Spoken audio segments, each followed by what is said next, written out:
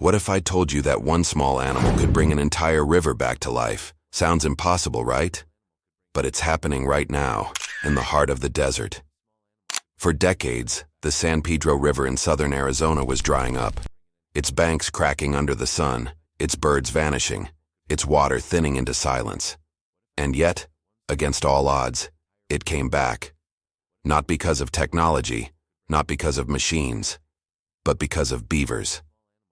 Stay with us, because what we discovered while investigating this story shocked even the scientists working on the river. By the end, you might see water, and nature itself, in a completely different way. And if you care about our planet's future, hit subscribe, because we tell the stories of how life finds a way back. You've probably heard that beavers can build dams. But what if we told you those dams are not just piles of sticks, they reliving infrastructure? They filter water, slow floods, raise groundwater, and create entire microclimates. Here's the secret nobody told you. In many places across North America, restoring beavers has proven more effective than multi-million-dollar engineering projects. That's right, this furry, shy, nocturnal animal outperforms human technology when it comes to healing rivers. But this isn't just a cute animal story, it's a case study in how we've misunderstood progress and how sometimes the solution hides in the oldest traditions of nature. The San Pedro is one of the last undammed rivers in the American Southwest. For centuries, it carved a green ribbon through the Sonoran Desert, a lifeline for birds migrating from as far as Alaska to South America. Then came ranching, groundwater pumping, and urban sprawl. By the late 20th century, entire stretches of the river dried out. Locals began calling it a ghost river. When we first arrived, we expected little more than dry sand and stubborn reeds. But the locals told us something strange. The water's come back. There are ponds again. There are frogs, and the deer are returning. At first, we didn't believe them. What if everything you thought you knew about river restoration was wrong? We set out to find out. No one introduced them officially. No agency dropped them by helicopter or truck. But a few years ago, somewhere along the upper San Pedro, beavers quietly returned. Maybe they migrated from neighboring watersheds. Maybe they were reintroduced by wildlife managers who didn't publicize it to avoid conflict. However they came, they began to build. The first sign was a single dam, a fragile curve of willow branches, half submerged in shallow flow. Then another, and another. Within a year, what had been a trickle widened into ponds. By year 2, cattails stood tall, frogs croaked at dusk, and songbirds darted through the reeds. It looked natural, almost accidental. But when we compared satellite images from 2018 to 2024, the transformation was undeniable. Brown turned green. The river was coming back to life. We couldn't believe what we saw. It felt impossible that a handful of animals could undo decades of ecological decline, but they did. When we realized this, we had goosebumps. Beaver dams slow the flow of water, spreading it into the floodplain.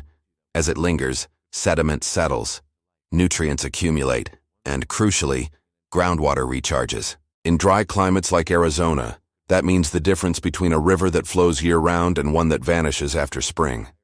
Studies from the U.S. Geological Survey and the Watershed Management Group show that beaver-influenced sections of the San Pedro now hold water up to 3 times longer than undammed areas. That water supports not just frogs and insects, but cattle, crops, and human life. And here's the twist.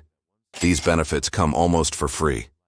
No pipes, no concrete, no diesel pumps. Just sticks, mud, and instinct. Pause for a second. Look at the river near where you live. Is it healthy? Would you trust nature to fix what humans broke? Tell us in the comments. Would you support bringing beavers back to your local river? Your answers might surprise you, and each other. But not everyone welcomed them back. Some landowners complained, they flood our roads, they cut our trees. For years, beavers were trapped as pests. The irony? In trying to protect property, we destroyed the very systems that protected us from drought and flood. When Arizona Game and Fish launched their beta beaver relocation protocol in 2025, it was a quiet revolution. Instead of killing or randomly moving beavers, the agency began relocating them strategically to to places where their dams could help restore riparian areas. It was a simple, practical change, but it required a shift in mindset. It asked humans to stop fighting nature and start partnering with it. This isn't the story you'll hear in the news, but it's happening, quietly, right now. When we spoke to residents along the river, their stories felt almost spiritual. A rancher told us, "For years we watched the water disappear. We dug wells deeper, but they kept going dry. Then the beavers came. Now the pond stays full and the grass is green again."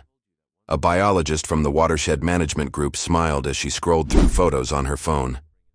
"Look, the frogs are back, and that means the ecosystem's heartbeat is back." Her words stayed with us, because she was right. When the frogs return, it means the water is healthy again. We began to notice patterns. Wherever beavers returned, birds followed: herons, egrets, kingfishers, even rare migratory species like the yellow-billed cuckoo. The water that had once been brown and fast was now clear and calm. Aquatic insects thrived, fish spawned, and deer came to drink at dusk. Scientists call this a trophic cascade, when one species' behavior triggers a chain reaction across an ecosystem. It's what happened in Yellowstone when wolves were reintroduced. And now, in the desert Southwest, it's happening with beavers. Here's a number that blew our minds. One family of beavers can create up to 6 acres of wetland habitat in a single season. 6 acres, built without machinery, without fuel, just with instinct and teamwork. Think about that for a moment. If a handful of beavers can do this, what could thousands do across the continent? If you've watched this far, you're a part of a rare group. The 2% of people who care enough to understand the deep mechanics of nature. So here's a challenge. Share this story with one person who thinks environmental recovery is too hard, too expensive, or too late. Let them see that sometimes the solution already exists, waiting quietly, in fur and mud, right under our feet. And if you believe nature deserves a second chance, hit that subscribe button.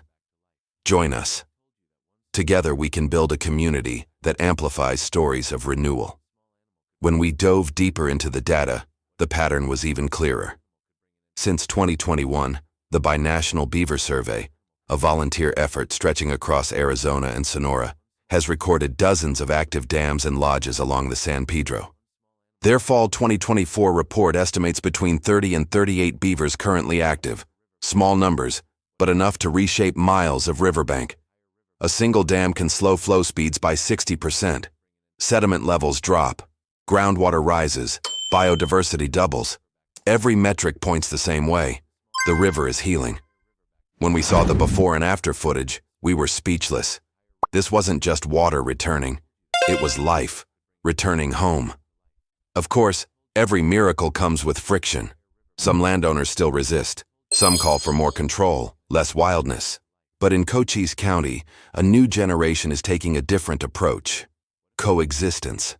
They're relearning to use beaver deceivers, pipes that regulate water levels without destroying dams. They're planting willow saplings instead of cutting them. They're recognizing that a little inconvenience might buy a lot of resilience. One farmer laughed as he told us, "They chew my trees, but they also save my wells. I guess that's fair." That's what real progress looks like. Not domination, but partnership.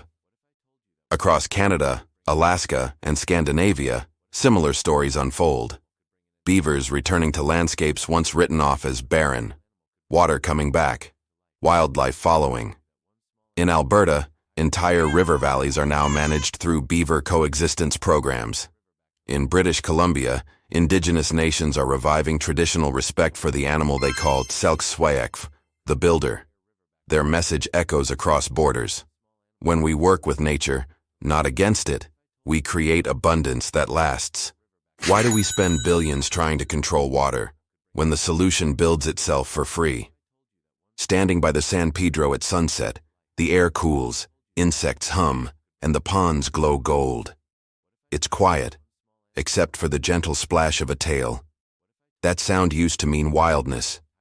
Now, it means hope, and it makes you think. If something as simple as a beaver can heal a river, maybe the rest of our environmental crises aren't as impossible as we think. Maybe what we need isn't more technology, but more humility. What do you think? Do you believe we can learn from creatures that never went to school, never held a blueprint, never charged a fee for their work? Drop a comment below. Tell us if you trust a beaver more than a bulldozer. We read everyone. And if you've felt that spark, that quiet sense that the planet can still heal, don't let it fade. Subscribe, turn on the bell, and stay with us. Because next week we're investigating another place where nature is rebuilding itself, this time with trees that plant themselves. Here's what the San Pedro taught us. Progress doesn't always mean invention. Sometimes it means remembering. For thousands of years, this continent thrived on cooperation between species, not control. The beaver never stopped doing its job. We just stopped letting it. Now, as we face heat, drought, and decline, we're realizing that these small, wet engineers might hold one of the simplest, most effective answers we've ever had. The question is, will we listen this time? This story broke our hearts, and then mended them again. Because if the desert can find its water again, maybe there's still hope for us too. If you believe that every creature has a role to play in restoring balance, join us, like this video. Share it with someone who needs to see that change is still possible. And subscribe, not just for stories of destruction, but for stories of renewal, hope, and the quiet genius of nature. Because the truth is simple. The beavers didn't just bring back a river. They reminded us what it means to build a future that flows.